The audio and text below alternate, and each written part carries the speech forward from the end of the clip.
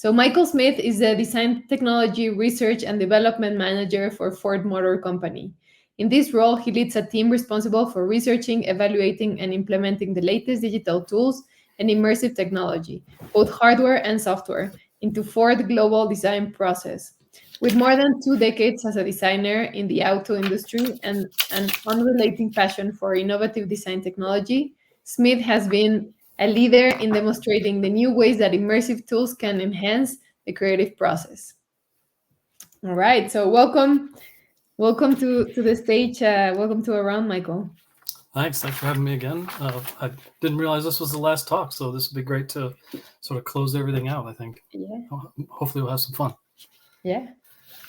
All right, so, my task is easy, right? You've asked me to explain how to land your dream job, and it really is just 3 easy steps, I promise.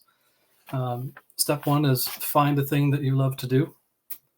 Step 2 is learn to do that thing really well. And then step 3 is find a way to get paid to do that thing. And it really doesn't get easier than that. Although, let's be real, right? There's lots of nuance and caveats there, aplenty. So I think I want to talk about childhood dreams and their less talked about friend, adulthood dreams. I think everybody understands what a childhood dream is, right? I think when I was a kid, I had many childhood dreams. I wanted to be a flavor tester for Oreo cookies. I remember that. And as you grow older, your childhood dreams evolve, right? And through high school, I wanted to become a car designer. And so I think, to set that ambition for where to go, is what led me down the path that I went down. And I think where it gets kind of interesting is once you achieve that dream, right? When I became a car designer at Ford, I said, "Well, I've made it. I don't have any more dreams, I guess." But I didn't say that, right? So the reality of it is you evolve and you get other dreams, and they become, again, less talked about, but adulthood dreams. And I really think what's personal to me and not unique probably to me is having had a teacher in grade school who sort of instilled a different mindset about how you can change the world, right? Not just sort of be a participant, but be an active change agent in a way. And so that was in grade school, right? I didn't know what what that phrase really meant in the grand scheme of things, because I didn't, as a child, you sort of don't understand how you might change the world. And so I think, when I got to my dream job, something had to change, right? Or something had to give. And that evolution of what is next is sort of tapping back into that childhood dream at the core, right? Of, well, I want to change the world. And how am I going to do that? I work at Ford. Well, I'm going to change the world by working at Ford and doing amazing things. And so I'm kind of lucky, I think, in the sense that I've had my dream job 3 times now within a career of 25 years at Ford. And it's because I've been open to change and malleable with, that sort of dream state of what the dream job is. And again, I don't pretend to think that I'm somehow unique. What I would say is the ambition changed, and that's where the path that I wanted to follow, right, became unknown or less known to me. And so, being a designer, awesome job, love it. I did a lot of production vehicles, did a show truck, had a lot of fun, and then found myself being adaptable and malleable, and then my career morphed into design recruiting, and design recruiting opened up other avenues of change mindedness, right? And that's how I got hooked into, and I was given the sort of space and time to be an early adopter of VR, and then Gravity Sketch and fast forward, right? I mean, everything is sort of stems from that. And so my current job is my favorite current dream job. I don't have my dream job yet because, my dream job would be to do what I'm doing and also fly jets. But I haven't found an employer who will pay me to do that thing. So maybe someday. But that violates step number 3, right? And so I think it's sort of, I think of it as existing in almost like a quantum mechanical superposition state. I have my dream job, but I don't have it, right? And I think it, especially nowadays, right, the idea that your dream job should change is sort of reliant on or predicated by the fact that it's going to change, right? So I tell students nowadays, the concept of your dream job is changing right now, and you better be malleable and adaptive to it, right? And so we'll get into that in a second here. I do want to do a little quote reading, and it's only because I love to listen to podcasts and read stuff. And so I want to share with y'all a quote from the philosopher and poet David White. And it's about ambition. And I think you'll see why me as a 25-year veteran is going to be talking about some of this stuff. So ambition takes willpower and constant applications of energy to stay on a perceived bearing. But a serious vocational calling demands a constant attention to the unknown gravitational field that surrounds us and from which we recharge ourselves, as if breathing from the atmosphere of possibility itself. A life's work is not a series of stepping stones onto which we calmly place our feet, but more like an ocean crossing where there is no path, only a heading, a direction. In conversation with the elements, looking back, we see the wake we have left as only a brief glimmering trace on the waters. I really love that. And I'll let that sink in, and then I'll finish with this last quote here. The authentic watermark running through the background of a life's work is an arrival at generosity, and as a mark of that generosity, delight in the hope of the young, and the giving away to them not only of the rewards that may have been earned, but the reward in the secret itself, the core artistry that made the journey a journey. Perhaps the greatest legacy we can leave from our work is not to instill ambition in others, though this may be the first way to describe its arrival in our life, but the passing on of a sense of sheer privilege of having found a road, a way to follow, and then having been allowed to walk it, often with others, with all its difficulties and minor triumphs, the underlying primary gift of having been a full participant in the conversation. And I don't know if it's I'm getting older or I'm a dad or what, but where I've been in my career allows me to look back and try and offer some of these insights to the people who have childhood dreams and are watching them either come to fruition or be changed in front of their eyeballs. And so this idea of being open to change, I think, is the absolute superpower these days. If I said to you, by way of comparison, transformational technologies, or ones that are called exponential technologies, it's easy to think of the computer, right? The computer is an exponential technology. It allows regular people like you and me to converse over thousands of miles in a video. I don't know how all this works. To me, it's magic, right? Because I don't know all of what it takes to get there. That's been built up because of the sort of transformational nature of this technology. And thankfully it's improved, because I think, back in the pre-COVID days, this was just a dream. This idea that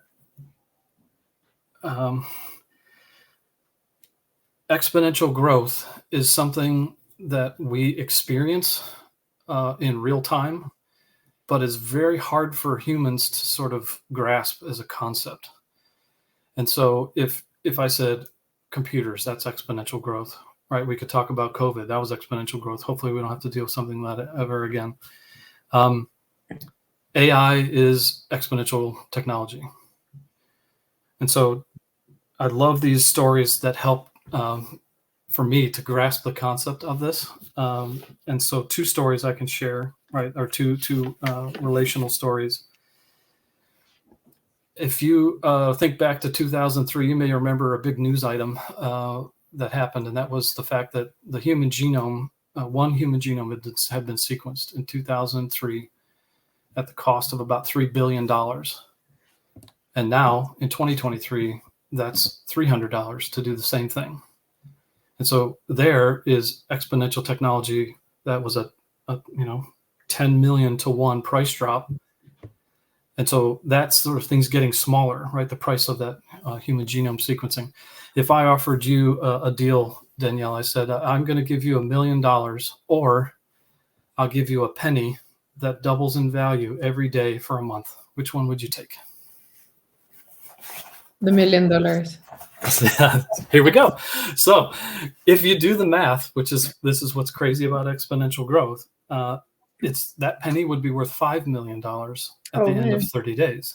So I think where we're at right now with AI and design as a design tool is we're right at this sort of crazy precipice, I think, right, in terms of understanding what it's going to do.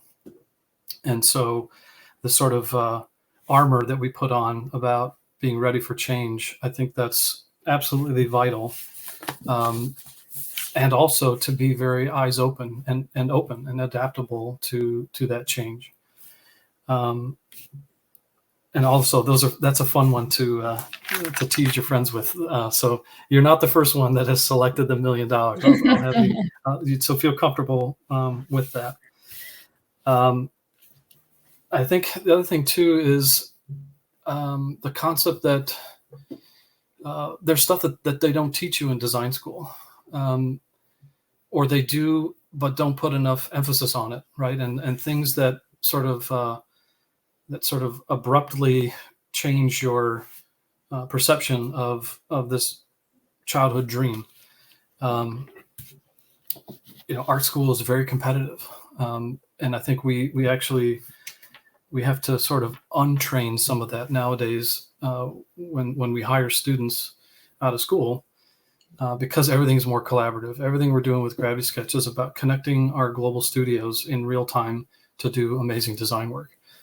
And, we're trying to seed that fertile soil, hopefully, or change the soil or change what's growing at school by, like the co-sponsor project we're doing right now at CCS.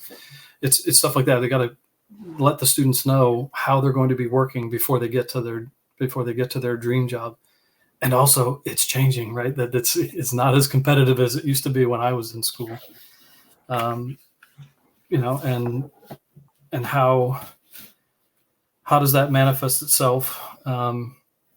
There's this chef, Evan Funke, who I think his restaurant is in Beverly Hills, or one of them is. And he had them. I was just watching some video with my kids on YouTube, and he's talking about being a head chef. And it had the most, pardon the pun, he had a real tasty insight as a chef, where he said, now that I'm the head chef, I have to know all this math to be able to figure out quantities of stuff to order. He's like, they never taught me that. And I was a chef. They taught me how to cut food, prep it, do all this other stuff, but they never impressed on me the importance of math. And I turned to my kids and I said, that's why you study math, right? This is why this is really good. You need to pay attention here. And so that little insight of what he sort of lamented that that skill he didn't have, in design school, it's don't fall in love with the sketch. I've said that for years now, and it's maybe widely known, and I'm just repeating what everybody says, but conceptually it's really tough, because in design school you have an idea. It is your idea. You express it. It is yours. You want to defend it, and you curate it, right? You make it amazing, and then you put it on the wall. And if you've fallen in love with it, I guarantee you a teacher's going to come by and rip it to shreds, and then you'll be sad. And so it's this idea of, I wish I wish there'd be more emphasis on falling in love with the process, right? The doing of design, because that, like that core childhood, you can change the world, is what, you fall back on that and you're in much better shape no matter what happens, right? And so in school, right, or in your professional career, when your theme isn't picked, it should be a minor blip in your ocean traversal, right? When you're going across that ocean, because it's not your goal to get your sketch picked. Your goal is to love the craft of design and the doing of it. And I would say that's where we get into a crazy conversation about AI and what it could be doing to the craft of design. What is it doing to portfolios, which we'll get into later, and how exponential technologies, right? If you think of the value of a sketch or the value of an idea, and you apply that exponential math that we went through with the penny, hold on tight, because it's about to get pretty crazy because of what we can see and what we don't even know yet in terms of AI. So, and so that concept of the idea is always going to be the thing, right? I haven't seen an AI yet that can draw a sketch of a car yet. So I think I'm pretty hopeful that element of the sketch, and by extension, my favorite form is 3D sketching now. So this idea that the doing of it is what will armor you against incursions by exponential technologies like AI and things like that. I'm trying to see what my next note was. This idea of how stuff is changing. I've just gone through a series of portfolio reviews, and I'm struck by, and I'm kind of sad that we haven't. I'm personally trying to get this going at Ford, but we haven't had it happen yet.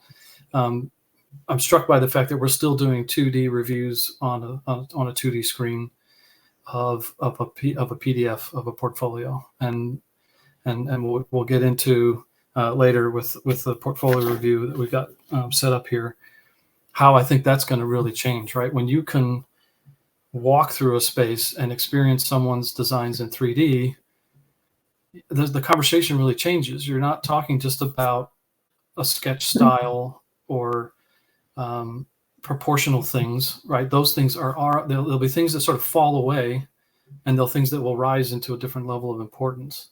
And so where everyone still loves, and I do too, right, a sketchbook that you can flip through and see how somebody's brain works, that's still magical. And where that's going to go is 3D sketches, and it's going to turn into discussions about your topology. Are you doing a good job with topology? And how you craft a surface. It's really kind of get interesting, I think. And so, yeah, my not so understated goal is to get a VR job interview sometime in the next quarter, because I think that would be awesome. Amazing. Yeah. All right. So I talked about love the process, not the outcome. I talked about don't fall in love with the sketch.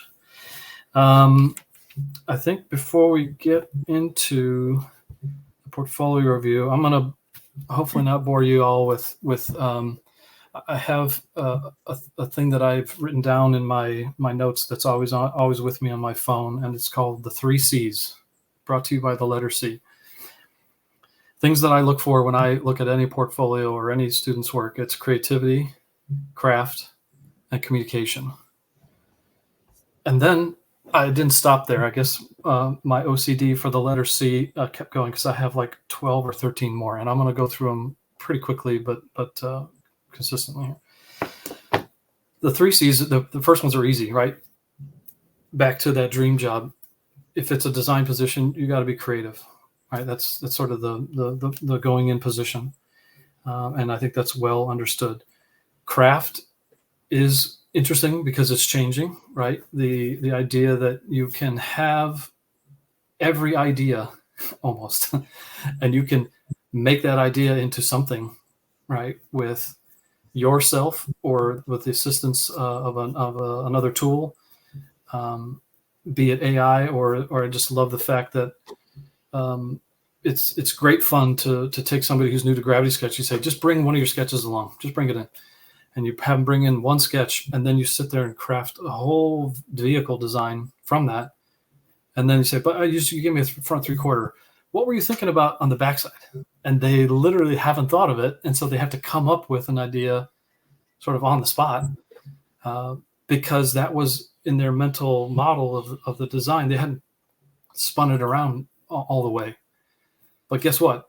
Even with that one view and some skill with Gravity Sketch, it still takes you less time to have a 3D sketch of that theme than it would have if you'd kept going with paper and 2D.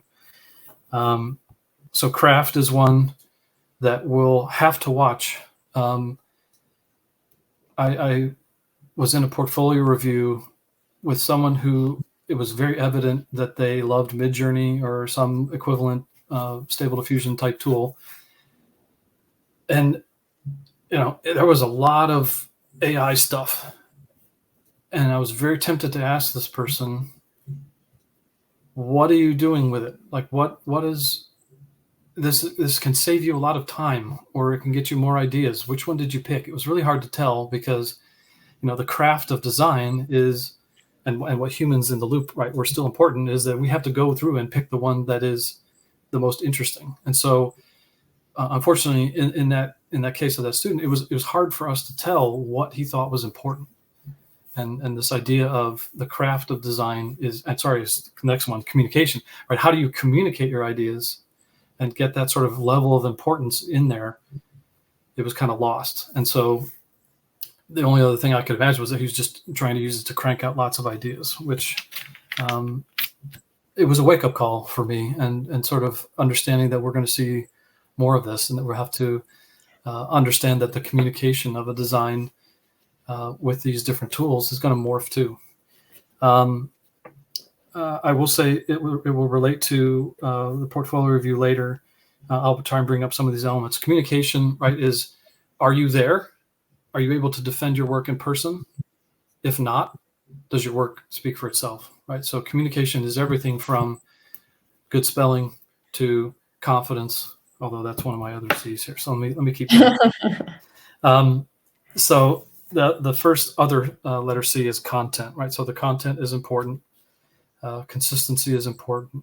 Confidence in the way you speak. I always tell students, and frequently I'll interrupt them right at the beginning. It's a cruel sort of mental trick, and I don't do it to be mean. But psychologically speaking, if a student is about to start and I interrupt them, it's just enough of a speed bump in their brain, and I say, take a breath. You are the expert of your own work. Now tell us about it. And you see this wash of relief come over their face when they realize that that they are the expert of their own work. They don't. There's no confusion about what's going to happen. In the next few minutes, they just have to talk it out. Wow, I wish more people would do that, Michael. Because yeah, it's important. Context is one that's very interesting. I think the context of what your design is actually one of these areas where design is absolutely going crazy, right? With the tools that are now available. I want to say, I'm trying to think the time factor between giving somebody Gravity Sketch and then watching them go from, oh, I can draw my sketches in 3D to, I invented an entire world and I put my car in it, and here's how it's going to relate to the world and functions and dioramas and all kinds of crazy stuff. It's probably, I would say, within 2 working days of getting good enough for Gravity Sketch, they just start to add more context. I would say AI is going to be great for adding context as a tool, and then we're certainly seeing stuff with Unreal Engine and Twinmotion that allows you to do that quickly and easily as well, which is kind of, it feels magical, right? And I'm not yet ready to make a judgment call on if twin motion is one of these exponential technologies, but it feels like it because it is allowing, it's a thing that allows you to become an instant expert, right? Or with less amount of time invested, makes you look like you're a much more pro than you may feel like you are. Change, we talked about being open to change. Choices, that's one where we frequently ask students to walk us through how they got to a particular design. I think that's important. A lot of times sketchbooks will show you choices that they made or not, and sometimes you can tell from initial sketches to the one that they've identified as the key sketch to their final result. You see what choices they've made. And were they using critical thinking? That's a two-word one, but it starts with the letter C. This one is, how do you cut stuff out of your portfolio that you desperately want to put in there, but isn't helping you? And so this one is the toughest one that I have to deal with, where a student will show a portfolio and you say, look, I love the fact that you got all these projects in here, but the one that you did as a freshman is not helping you. And the one you did as a sophomore, I see your improvement and I can tease that out of it. But other people who are looking at your portfolio might not appreciate that you've kept that in here, right? And it's a really tough one, because I, as a design student, I did it too, right? I wanted to get credit for all the work that I'd done. Curiosity, that one's sort of a no-brainer. Circle back, I changed that because feedback loop doesn't start with the letter C, but circling back, right? That's something that is usually more ingrained when you do a project, right? That you gave advice to a student. Did they follow it or did they discount it, right? And if they did they have a good rationale for why they did that? But a feedback loop is important, and that's something that when you get into a job, you'll get that all the time, because your bosses will be constantly giving you feedback. Collaboration, again, that's increasingly happening in schools, happening all the time in the professional world. I would say the things that are changing that are tools like Gravity Sketch, right? Where collaboration happens is now being sort of, again, superpositioned in both a physical state and the virtual state, increasingly more at the same time, in terms of a design theme or something like that. And collaboration at school is a tricky one. I'm doing a class right now that has two student teams, 2 people per team. And, it's obvious we still got work to do in terms of some teams working really well together. Others still finding it hard to collaborate. And one of the sort of downstream effects is the students' innate understanding that they'll have to put their work in a portfolio. So how do you give credit to the other person without sort of clouding or making it confusing the stuff that's in your portfolio? And that's something we've been ever since collaborative projects in school started. We've had that sort of issue. 3 more. Comedy, which is going to maybe sound strange, but if you understand, I love the sort of improv comedy aspect of yes and, right? So in improv comedy, you get a whole bunch of people who want to be funny on stage, and everything that's said, you just say yes and you just keep going, right? And so in terms of a divergent mindset for creativity, that's pure divergent, right? You always just say yes and yes and yes and just keep going. And then you'll get to a point where you need to narrow it down. You say that's where no, but we have to do this, and that's convergent. I think there's definitely spots for both those, yes and certainly our pals in engineering will help us with the no buts. Check your spelling. I love to check people's spelling. Spell checking has become really good, and tools like Grammarly and stuff like that can help. There's really no excuse. It's the last 1% of a portfolio. If I see spelling errors, then I know somebody hasn't asked someone to proofread their portfolio or read it backwards. And the last one is community. I think that one is sort of the newest, and it is the newest one on my list. And it's because things like this event, right, where you're talking to other like-minded people or other people who are in totally different career paths than yours, and sort of being able to gain insight from that. That's all of the C's that I have, and I want to just check my notes real quick to make sure that I haven't left anything out. We have a lot of questions, so yeah. Okay, cool.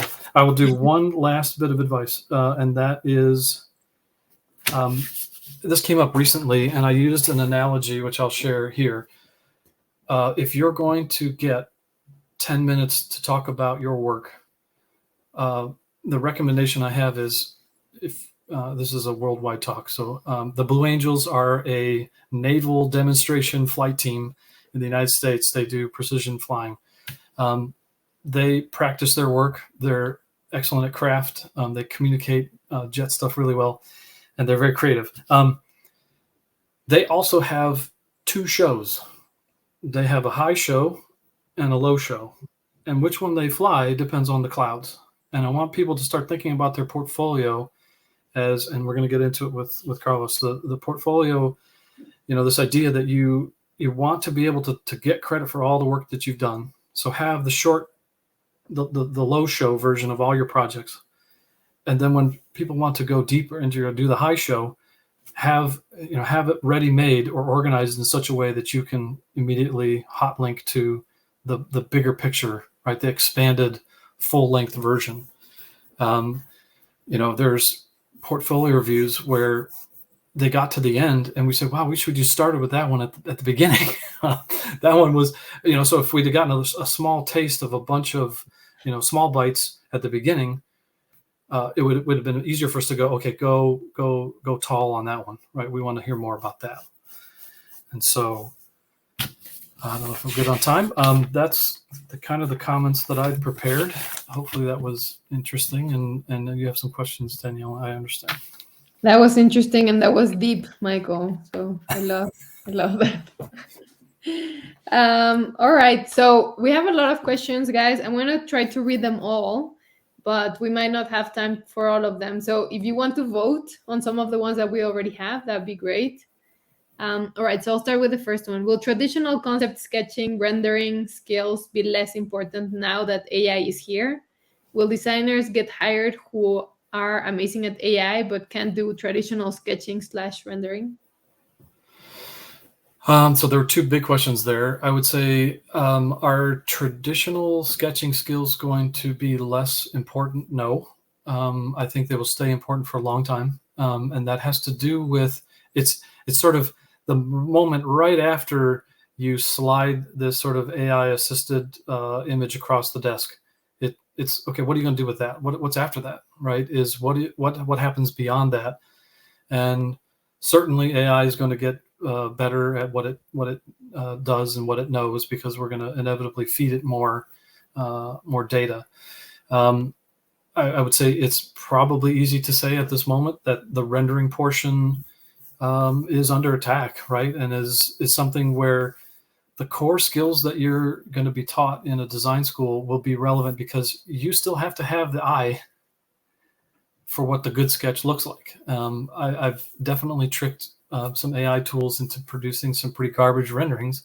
And if you think everything is awesome that comes out of AI, you're going to put up something that looks like dog doo-doo. So at this moment, right, I would say that the ability to sketch is the initiation of the idea.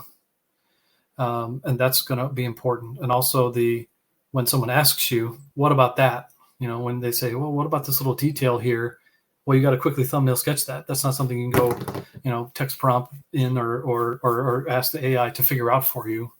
And then repeat the second question or the last question. And the second question is, hold on. Will designers get hired who are amazing at AI but can't do traditional sketching and rendering? So it's I would say that's kind of what we're just starting to see in portfolios is it's in the mix, right? And so I haven't seen yet a fully AI produced portfolio. I would say that maybe that's coming. it kind of depends. That some of the educational institutions are requiring attribution, right? So you have to say that the image was made using AI, and I think that's in some way that will help us to sort of understand where the artist is coming from.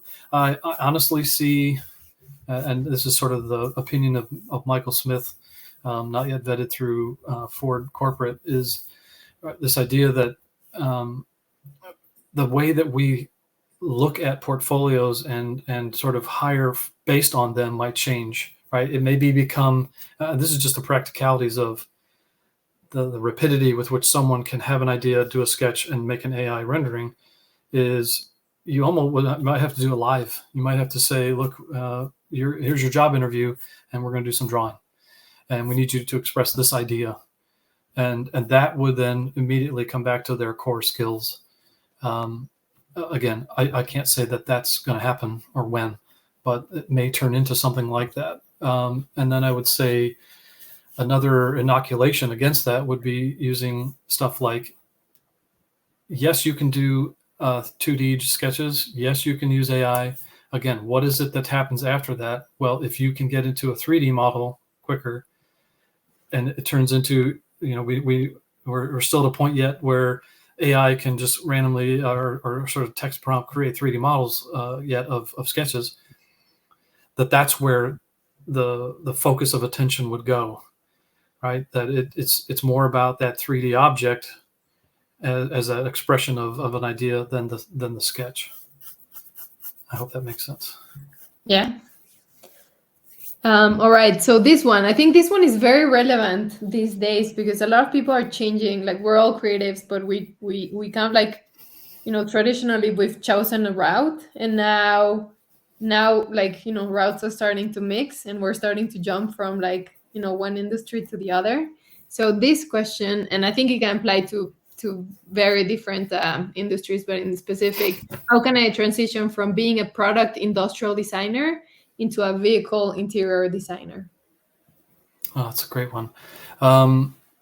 First of all, go for it, because I'm not an interior designer sort of by skill and trade, but having dabbled in it and having come close to it and worked in collaboration with interior designers, I have massive amounts of respect for interior designers, because essentially it's like a 600 to 1,000 product design projects that all fly in close formation in the car interior, and they have to be awesome, and they all have to work together.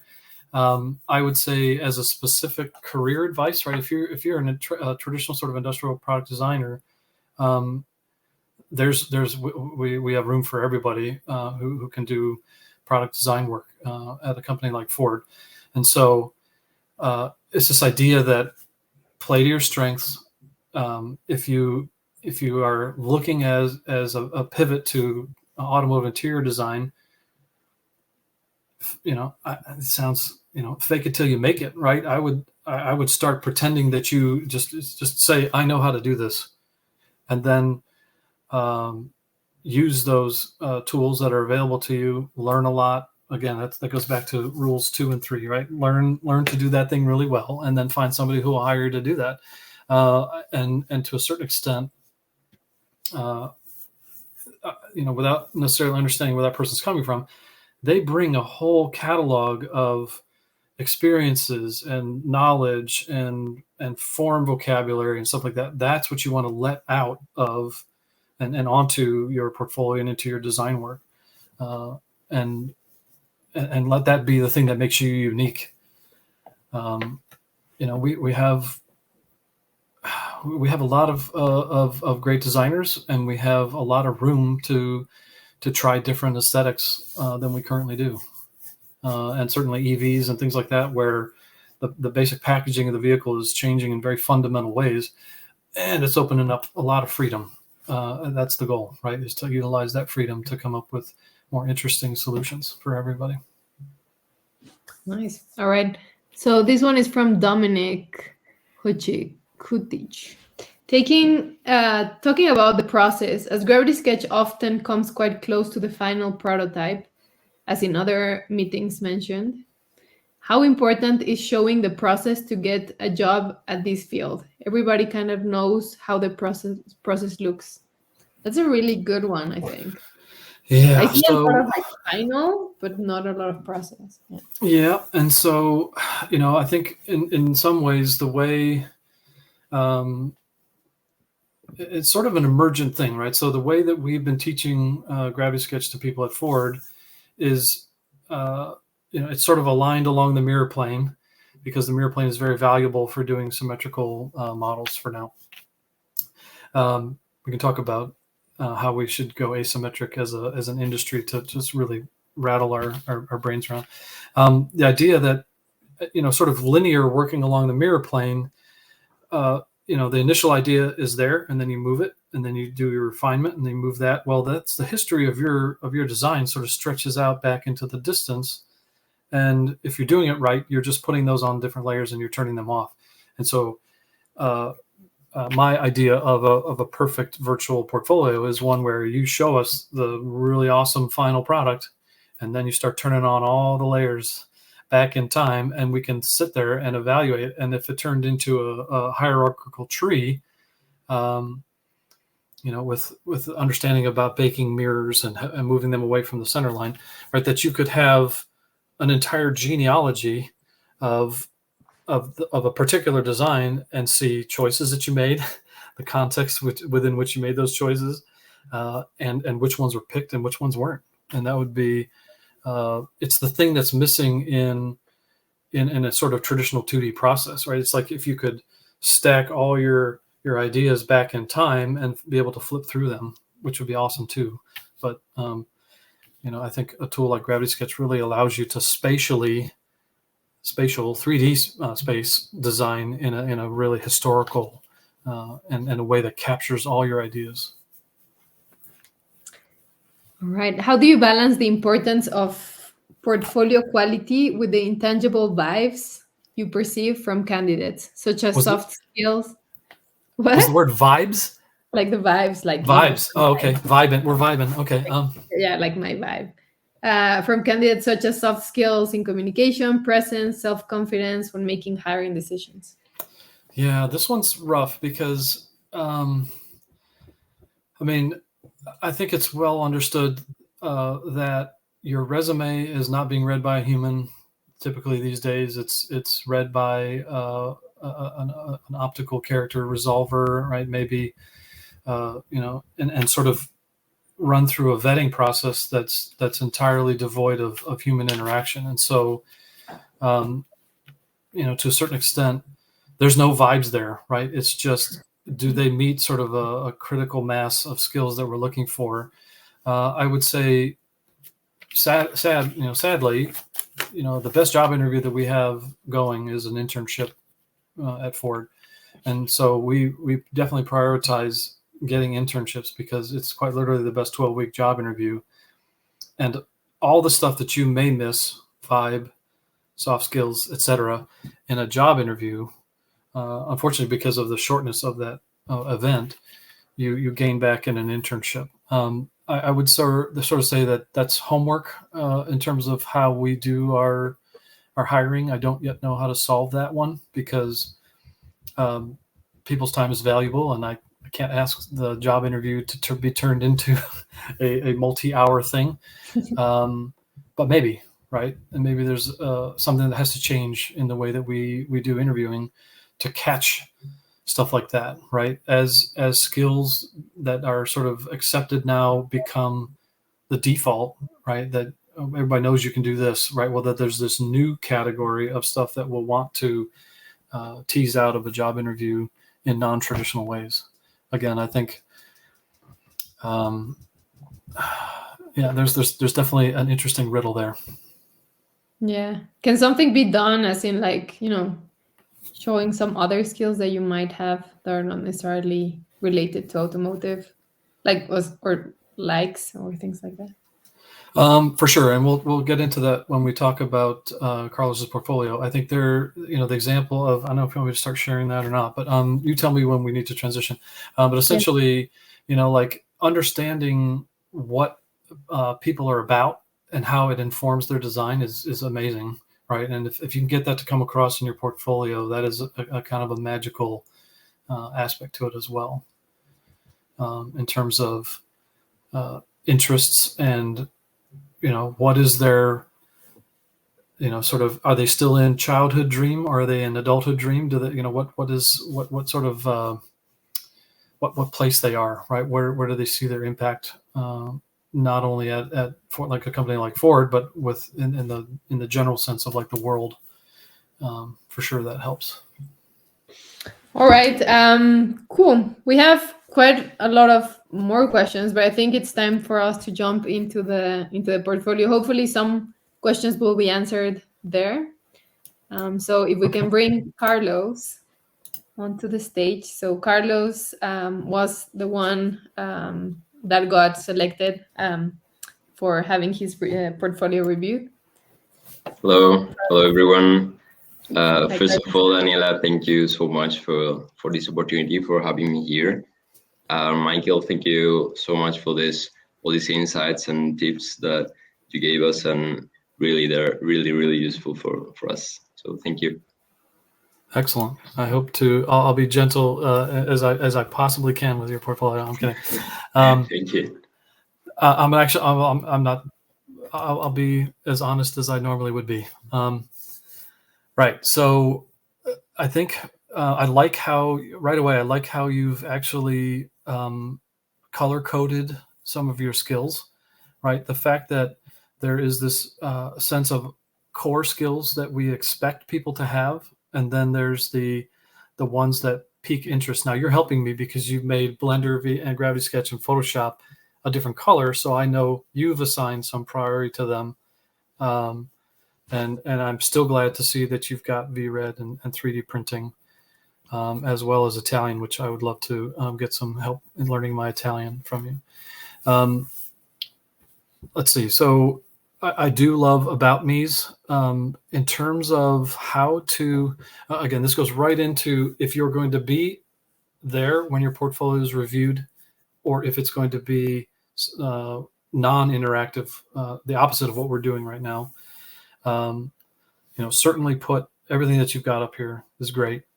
And then, in terms of, let's see, when you say, okay, so you're a master's, you already have a degree, and you're looking for an internship. Okay. I think it's a fair play to say you want to continue to learn. Thank you. We always want people to be learning every day of their lives, and that you're looking for industry experience. So I think that's totally fair. I would say, I'd love to know a little bit more about you, and certainly we can talk offline, and I can pepper you with questions, right? But in terms of your life experience, right, or everybody who's going into design has a very unique story of why they're doing it.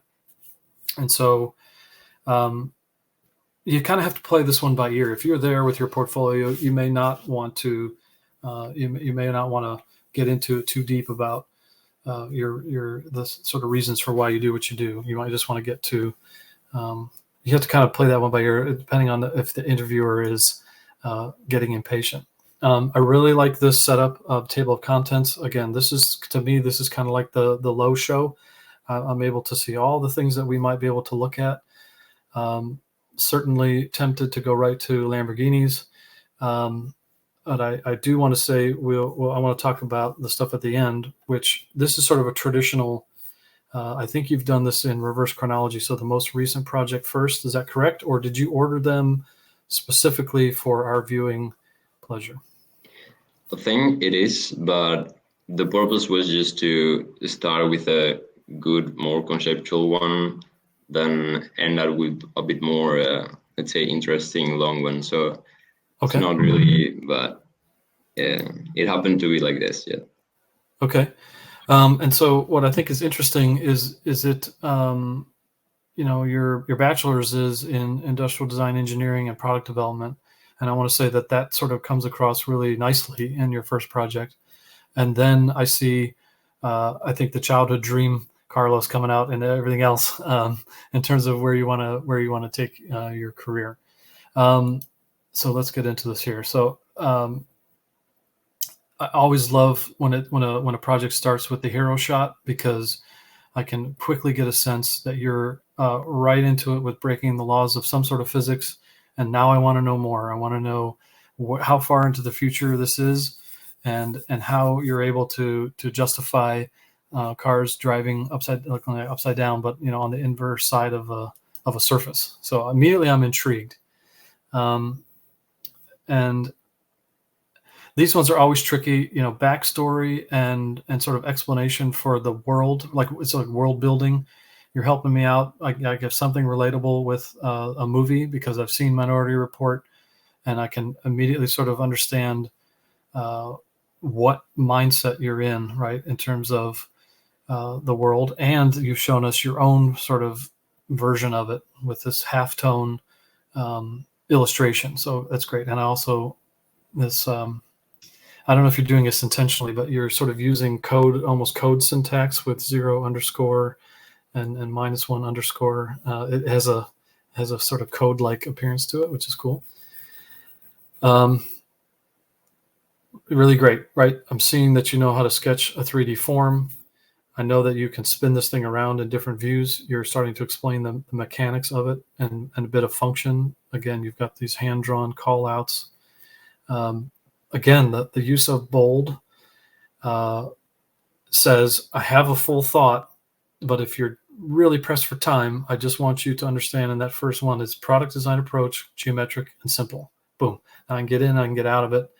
And if I have more time, I'll certainly read the whole thing. This is a great way to present an idea. You're doing all the good sort of dominant, subdominant tricks of guiding the user's eye across inspiration all the way down through the page, sort of with the faded blue box. You're telling us these are a little bit more important than the other ones. And then you got this final sort of 3D rendered shape. And it looks like your inspiration. Yes, massive success, right? We have a lot of times I see inspiration that kind of looks like it was forgotten the first moment that it was pulled from Pinterest. So kudos to you for doing that. I'd love to know how you get these humans. Are these posed sort of CGI people, or are you drawing them, or how's that done? It's a Blender model, so I don't load it that one, so it's not. I didn't make it from scratch, but you just make it fit the position you want, so it's pretty simple, Blender. Awesome. Okay. And so now we're sort of peeling back the onion of this design. Now you're getting into user interface and the functionality of how this pod is actually used. I'm immediately on board with you. I understand how that person sphere fits inside and how it's gyroscopically centered on magnetic wheels. This is all very cool. This playful gyro with the 90-degree. I don't know if you can see my mouse, but I'm pointing at the words gyro and how you rotated them 90 degrees. It's type. Now we're getting into sort of typographical, whimsical play. All very excellent. And I like how the attention to detail that the logo rotates as well. That's the stuff, right? Yeah, that tells me that you've thought of everything. And here we have, the final shot that says this is it. Well done. Nope, 2 shots.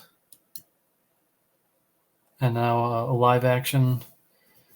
All this one needs is a twin motion animation, and you're golden. I don't know if you've dabbled in that, but you're one twin motion video sequence away from having people saying, I want to include that in the next sci-fi film. It's hard not to like anything Lamborghini. This one is an easy one to let's see. I'm glad you didn't include a salary for Anna, because a lot of times what I find is students really have I don't want to say naive. Well, it's naive. I think it's sort of a interesting understanding of people who have jobs and how much they make in those jobs as a function of saying this is my target customer.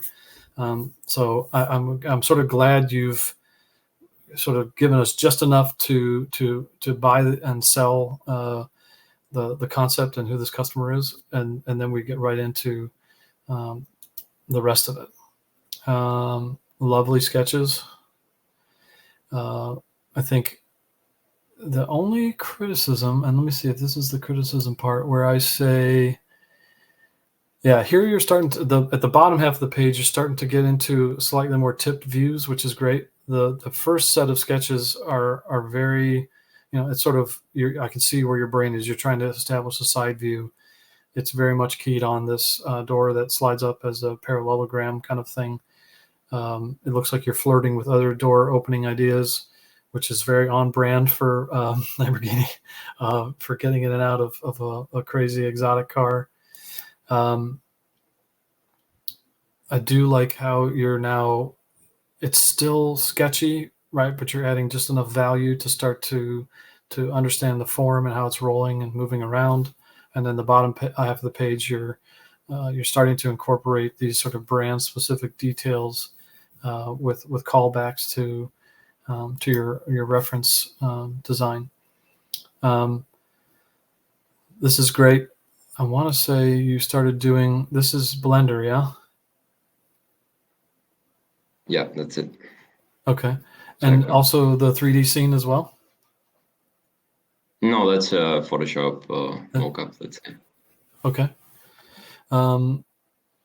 Yeah, I don't mind this at all, right? Because again, you're filling in the blanks, right? Call outs and is a very simple and very effective way of removing any sort of confusion.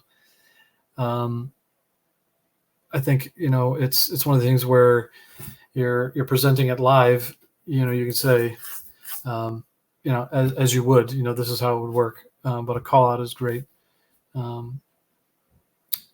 Let's see, I got a note from, okay. And then you're doing these hero shots with a very, very nice rendering.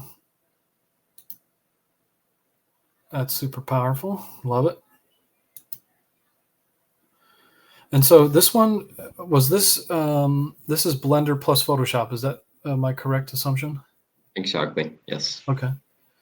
And I sort of really like the choice to, it looks like in all of these, is to come in and add these sort of sketch reference lines, almost like an architect would. There's something really playful, and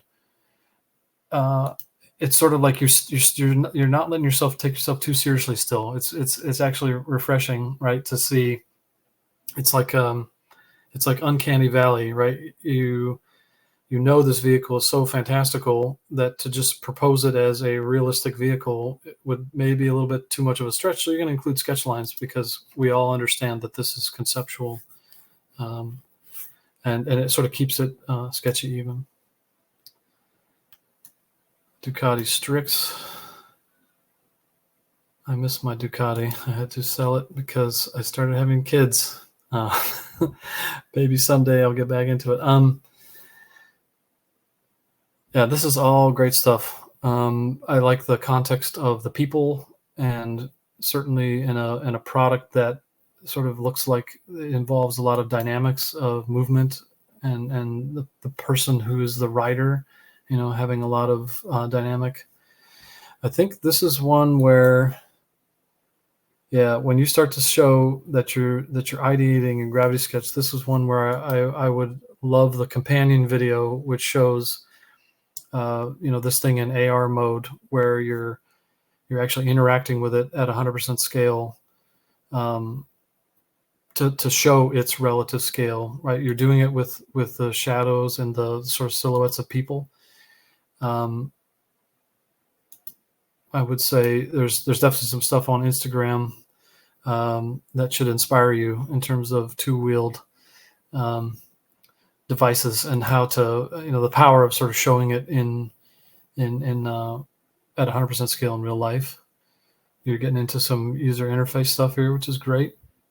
The effective use of Post-it notes, because everybody loves Post-it notes. And now the customization aspect. That's a very simple and elegant way to show that how this thing can be customized. And you have a smiling customer. That's a great way to show that.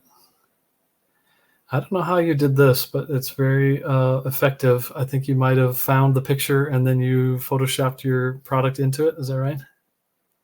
Yeah, there was this guy jumping with a BMX, so I had to remove it and then take the 3D model and move it. So it was tricky. So there's one where, you know, I think this is you may be sad in the near future, because AI will help you do this without, you know, it'll be done in seconds rather than however long it took you to do that. This is the tough one, because the sketchbook stuff, you know, typically it's sent to the back. There's definitely a lot of fun stuff in here, and you know, I think so the value of this, you know, full stop, is what I call brand walk, right? I work for Ford, but I appreciate all kinds of cars, and I know sort of the essence of each brand, and the fact that you're able to move around across brands is a good sign, right? It's a very good sign that you can sort of identify the key markers and move so quickly and effortlessly from motorcycles to four-wheeled vehicles. That is a very real skill. So I'm glad you've got brand walk, and certainly KTMs are exciting. I would say what I'd love to challenge you with is to add more projects that show a breadth of capability. And it's sort of because everybody loves a sports car. And if I could see Carlos's take on the future of a shooting brake or an MPV, right? Or what is an EV?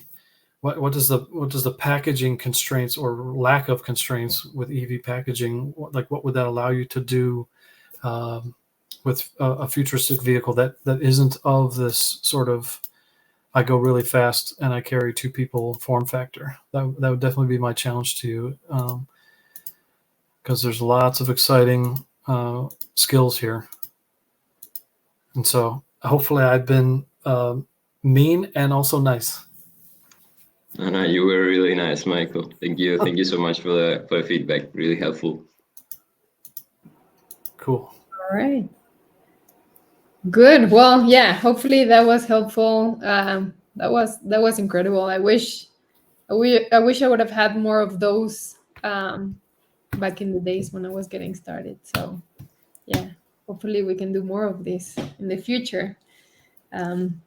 All right, so we've reached to the end of this session. It has been amazing. It's been deep at some points. It's been interesting, lots of knowledge. For those of you who probably don't know our history with Michael Smith, he was one of the first people that gave us a chance. So, you know, he was one of the first users of Gravity Sketch. So we're always going to be really grateful with him for that. Well, I'm grateful you've had me along for the ride. It's been a lot of fun. Yeah.